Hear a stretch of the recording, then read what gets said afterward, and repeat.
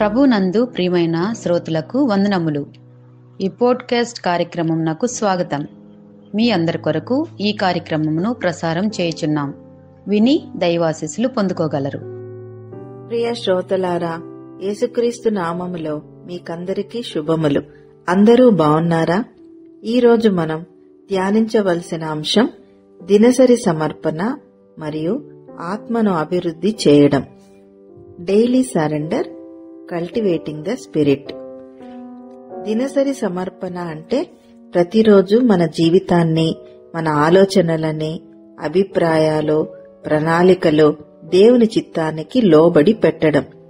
లూకా సువార్త 9:23లో మరియు ఆయన అందరితో ఇట్లనెను, ఎవడైనను నన్ను వెంబడింపగోరిన ఎడల తన్ను తాను ఉపేక్షించుకొని ప్రతిదినము తన సిలువను ఎత్తుకొని నన్ను వెంబడింపవలెను.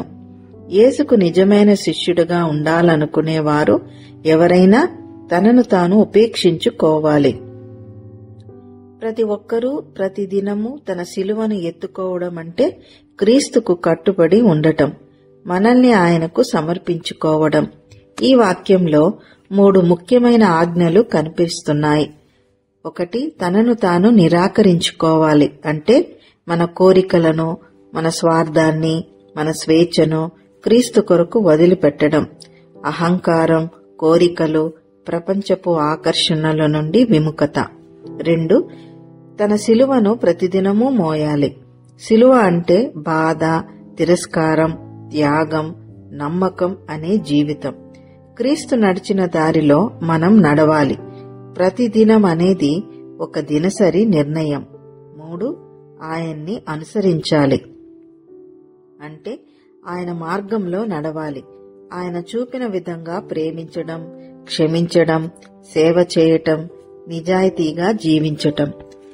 దినసరి క్రీస్తులో అనుసరణ అంటే ప్రతిరోజు ప్రార్థన, దేవుని వాక్య ధ్యానం, పాపం, గర్వం, కోపం నుంచి దూరంగా ఉండటం, కష్టాల మధ్యలో కూడా విశ్వాసాన్ని నిలుపుకోవడం.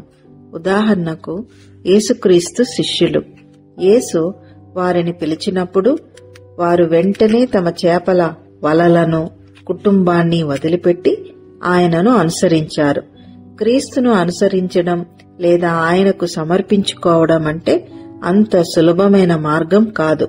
కాని ఇది నిజమైన జీవితం, శాశ్వతమైన ఆశను ఇస్తుంది. యోహాను సువార్త 15:4లో నాయందు నిలిచియుండుడి, మీయందు నేనును నిలిచియుందును. తీగె ద్రాక్షవల్లిలే నిలిచియుంటేనే గాని తనంతట తానే ఏలాగు ఫలింపదో అలాగే నాయందు నిలిచియుంటేనే కాని మీరును ఫలింపరు. ఈ వాక్యంలో యేసు దినసరి సమీప సంబంధం గురించి బోధిస్తున్నాడు. యేసు తను ద్రాక్షవల్లి అని, మనలను కొమ్మలు అని చెప్పాడు. నాలో ఉండండి అనేది ఆజ్ఞ. ఇది నిలకడగా ఉండే సంబంధం గురించి చెబుతుంది. నేనును మీతో ఉండెదను. మనం సమర్పణతో ఉన్నప్పుడు క్రీస్తు మనలో పనిచేస్తాడు. మనలో ఆయన నివాసం ఉంటాడు. మన ఆలోచనల్లో, చర్యల్లో, అభిరుచుల్లో ఆయన ఉంటాడు. కొమ్మ తనంతట తానుగా ఫలించదు. ఆ కొమ్మ ద్రాక్షవల్లి నుండి వేరుగా ఉన్నప్పుడు అది చనిపోతుంది. మనం క్రీస్తుతో లేకపోతే ఆత్మీయంగా బలహీనపడతాం, ఫలితాలు ఉండవు. ఈ సమర్పణ వల్ల మనలో ఆత్మీయ ఫలాలు ఫలిస్తాయి. క్రీస్తులో బలంగా మారుతాం.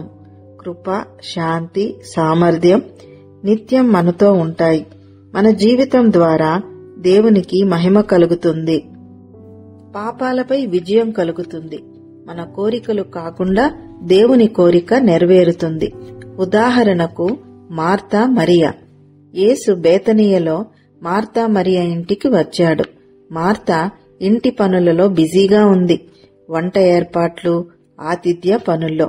కాని మరియా యేసు పాదాల వద్ద కూర్చుని ఆయన మాటలు వినడానికి సమయం కేటాయించింది.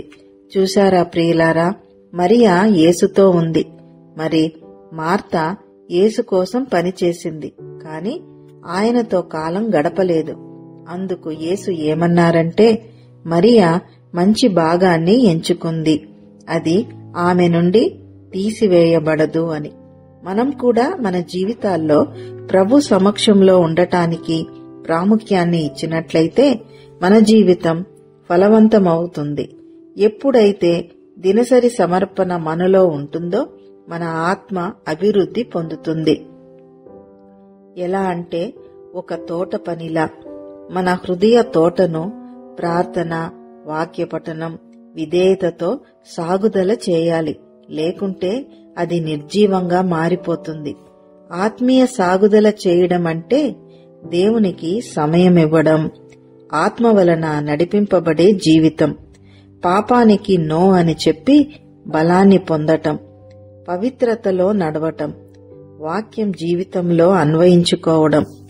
మన ఆత్మను అభివృద్ధి చేయాలంటే దినసరి సమర్పణ, శుద్ధత, పరిశుద్ధాత్మతో నడక అవసరం.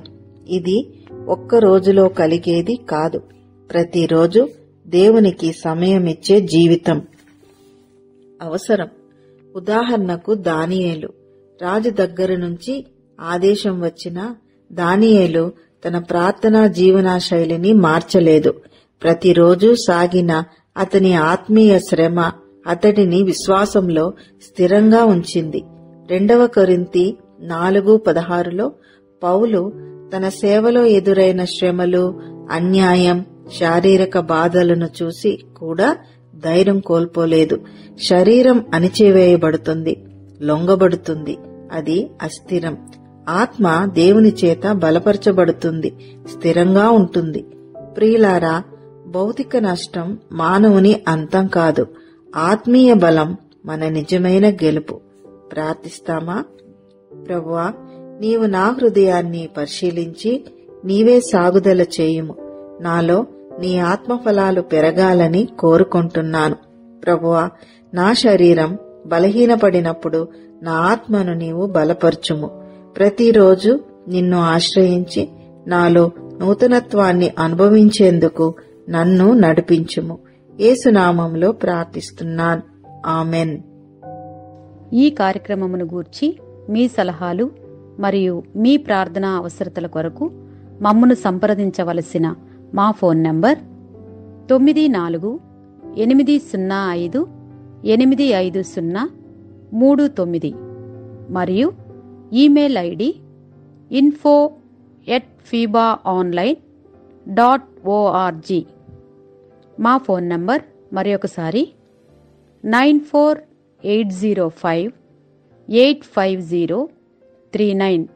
Email ID info@fibaonline.org.